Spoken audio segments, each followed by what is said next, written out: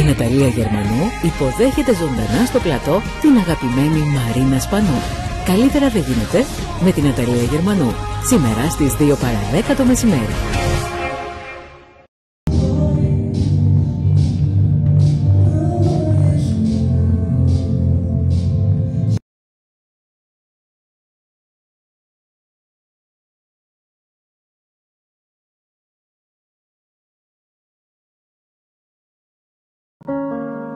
Μπαίνεις πάλι στο σπίτι, 2 γρατζουνιές σου αφήνεις στα γόνατα, στα γόνατα.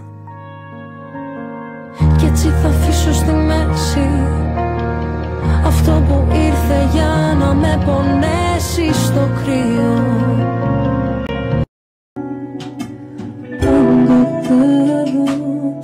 Στο δικό σου ουρανό, στο δικό σου ουρανό.